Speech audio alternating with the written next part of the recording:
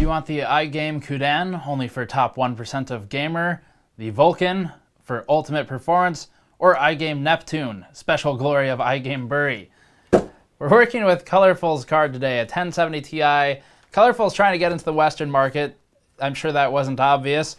And they're doing so with the 1070 Ti. Before getting to that, this content is brought to you by the Thermaltake Flow RGB closed loop liquid cooler, which is a 360 millimeter radiator plus 3 120 fans that are RGB illuminated.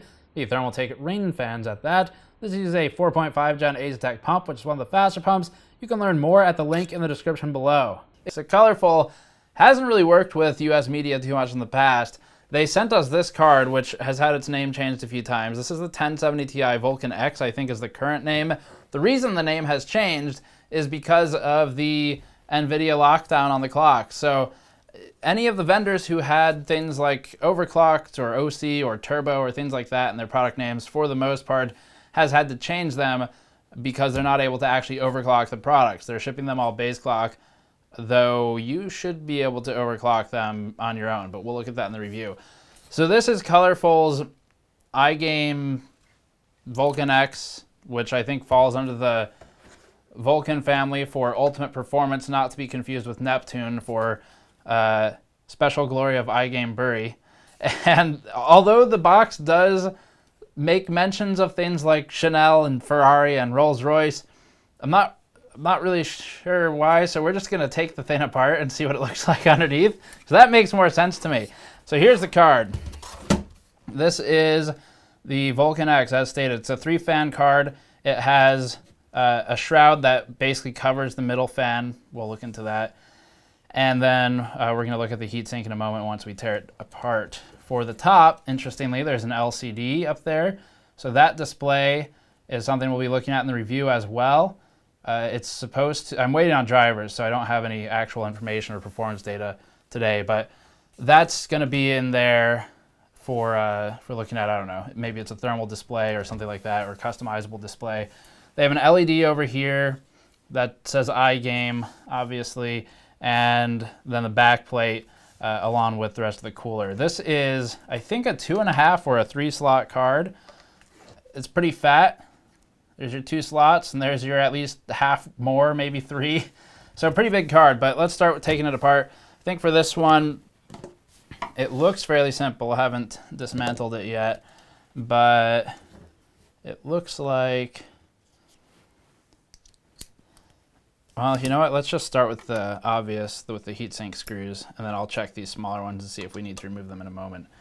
Some of the smaller ones over here, those might just be holding in the LED panel. As for performance reviews, we will have those up. I think embargo lifts for those on maybe the 2nd or something. We're still waiting on finalized information. Technically, I think there's an unboxing embargo lift today or something. Unboxing embargoes are stupid and we don't participate in them, but we'll take it apart. You can still do that. So that fits within the rules. It's actually useful, and it's something we were going to do anyway. And I haven't seen the insides of one of these iGame Colorful cards yet, so really curious about that as well.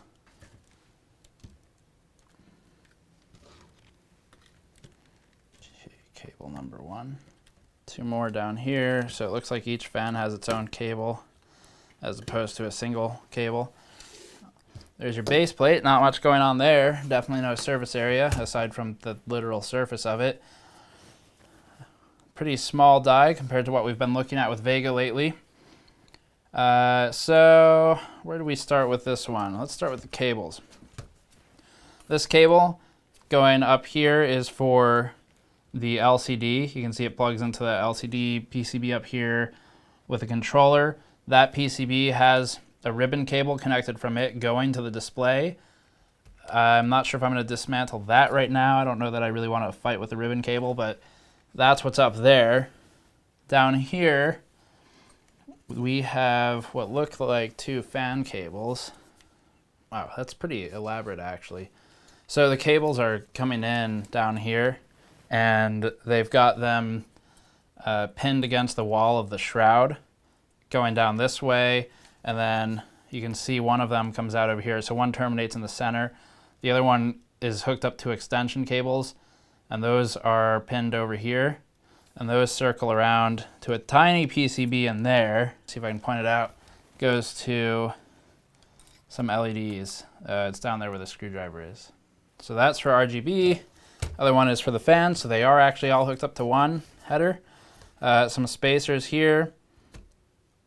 Not positive on the surface material of this. Looks like a nickel-plated copper cold plate, although that's pretty abrasive plating if so. For heat pipes, we have 6 heat pipes right here going through the cold plate, of which it looks like we get full coverage from these 2 on the GPU die. So these 2 are covering the GPU die pretty much completely. This one's got about a quarter to half coverage. This one's got about a quarter to a tenth of coverage on the die, with the others on the perimeter. For other cooling solutions, what is this contacting? Is this our chokes? So, all right, so this plate here just sinks down to the PCB level. So that's just, I'm not positive if it's touching the PCB, but it wouldn't really do a whole lot anyway. I guess it could conduct some heat that's dissipating through the PCB, but there's not a lot there to grab. For the rest, I think we're gonna have to take off the base plate. So base plate, we've got no direct contact with the chokes, which you don't need. Maybe no direct contact with the caps, which you also don't really need. So that's fine. Yeah, so the caps end up right here under the heat pipes, which is perfectly fine, assuming adequate airflow is down there. We're more concerned about the FETs, so let's take a look at those. Actually, I need to see, the FETs are right here, so I need to see if they're contacting anything too. No, the MOSFETs do not have direct contact to that plate. So right here is where the MOSFETs are, where that thermal pad is. And that's feeding them in a straight line under here. There's no contact from the heatsink, so heatsink's kind of wasting some potential there. We'll look at it in testing, of course, as always, but that's where it would contact if it did. It may be the case that they don't actually need that contact. It depends on what their VRM is, and it depends on how much power it pushes, depends on a lot of things, but we'll test all of that when the time comes. So let's get the base plate off. This base plate is more familiar to cards that weren't designed in the last maybe year or so, because it's just a flat piece of what I assume is aluminum. Yeah, flat piece of aluminum, as opposed to surface area created by like pin fins, to use EVGA's phrase, or things like that, so tiny heat sinks, stuff that we've seen lately on MSI, EVGA, and Asus cards. But again, may not need all that stuff, we'll see. Especially if it's not pre-overclocked, which it isn't. Okay, thermal pad's holding us down. Okay. Obviously, we've got memory. So this is GDDR5. It is not GDDR5X. Unlike some of the rumors said originally, it is normal GDDR5. And then thermal pad here, though there's no direct contact to the heatsink, but it is contacting the base plate. And then we also have, wow, that is some seriously, like, you bend that out of shape pretty easily. So if you take this apart yourself, be careful. If I go past this point, it's gonna snap. We've got some pads here for the FETs, memory, and a couple more FETs over here actually. So what we have is, what are these? So these are E6930 MOSFETs. We've talked about these a couple times in some of our teardowns and PCB analysis videos that BuildZoid has done. And we have a total of, are those 6930s? Yes. We have a total of let's count them. Yeah, 14 total, with phases doubled for sure. Where are the doublers? I think we need to take the back plate off too. Okay, back plate, there's your doublers. Now things make a little bit more sense. Okay, so backplate, obviously, piece of metal with a coating to prevent shorts and things like that, though it does mean that it's not really going to transfer any heat at all, just like we saw in Zotac's card. So kind of mixed on those. Ideally, you just put some spacers somewhere or rely on like the pads to prevent direct contact and shorts. But whatever, some of the companies coat this stuff and it kills some of the transfer potential where there could be some. But actually, do they cover it up here too? No, okay, well, all right, so that's good. So they cut out the plastic where there's actual thermal pad contact. That's a good thing. That's what we want to see. So our doublers are here. You remember I counted, I think, 14 phases, or 14 MOSFETs, I should say, not phases. And we have a set of doublers. Those are the E6930s on the other side. Doublers are on the back side, and that's what allows you to get use of the phases. And if you look here, this is where there was that contact plate, this thing, which kind of seemed like it was touching the PCB for really no reason. Now, knowing what's on the other side, I guess it would actually transfer some of that heat away from the MOSFETs. How significant that, or I should say from the doublers, excuse me, not the MOSFETs. So to transfer some heat away from here, from this area, how significant that is remains to be seen in testing, but that's the idea for their implementation. Then they've got a pad here to contact the top side of them, which sinks into the base plate, and hopefully you have some kind of direct cooling on that, because otherwise it doesn't do you any good, and that's true for every base plate, not just this one. So for the rest, this is kind of going off EVGA's approach. They've got a big thermal pad here contacting the plate also. That's on the back side of the chokes, so that will pull some heat away from this area. We have, in testing with ACX cards and other cards, including Zotac's, found some significant gains by making a move like this and like this with thermal pads. So it does actually help. It's not always necessary, and in most cases it's not necessary insofar as you're already operating within spec of the MOSFETs.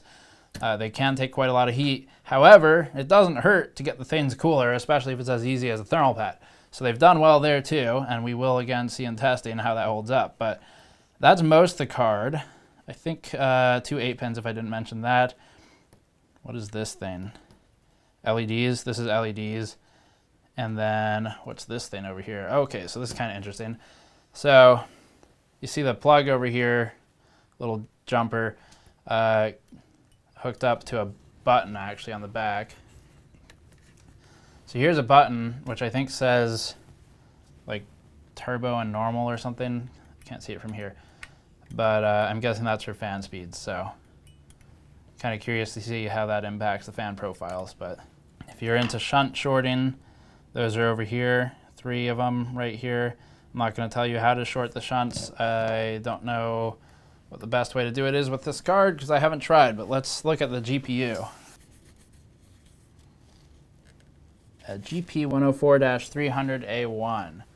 The GTX 1080, which at this point feels ancient, is GP104-400, and the GTX 1070 is GP104-200. So they're all GP104 GPUs, and the 1080 could be, if you had, for example, 1080s that fail validation and had maybe cores that didn't work, theoretically, as a manufacturer, NVIDIA could bin them down into something like this or the 1070. So that's where it comes from.